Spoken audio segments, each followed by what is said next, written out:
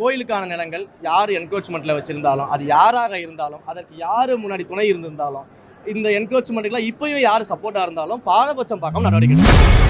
கோவில் நிலத்தை யார் ஆக்கிரமித்து இருந்தாலும் சும்மா விட மாட்டேன் என்று அறநிலையத்துறை அமைச்சர் ரமேஷ் எச்சரித்துள்ளார்.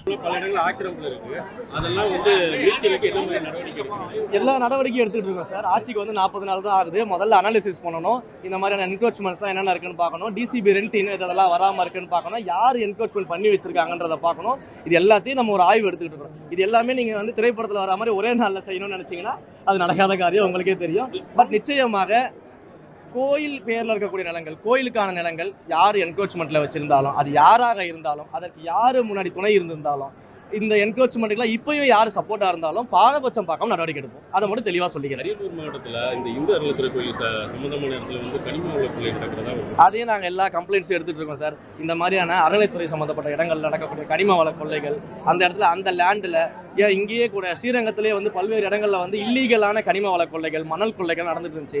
தொடர்ந்து அதெல்லாம் நாங்கள் ஆக்ஷன் எடுத்துக்கிட்டே இருக்கோம், நடவடிக்கை எடுத்துக்கிட்டு இருக்கோம், கைது நடவடிக்கைகள் தொடருது. இது எல்லாமே பண்ணிக்கிட்டு இருக்கோம். நீங்கள் அதை பற்றி கவலையே பட வேணாம். உங்களுக்கு அந்த மாதிரியான பிரச்சனைகள் இருந்துச்சு, ஒரு இடத்துல வந்து யாருக்கும் தெரியாத ஒரு பிரச்சனை இருக்குன்னா தாராளமாக மீடியா நண்பர்கள் கூட ஆதாரத்தோட கொண்டு வந்து கொடுத்தீங்கன்னா உங்களுடைய ஐடென்டிட்டி வெளியில போகாத அளவிற்கு அனைத்து நடவடிக்கையும் நான் எடுத்து தரேன். நன்றி, தேங்க்யூ.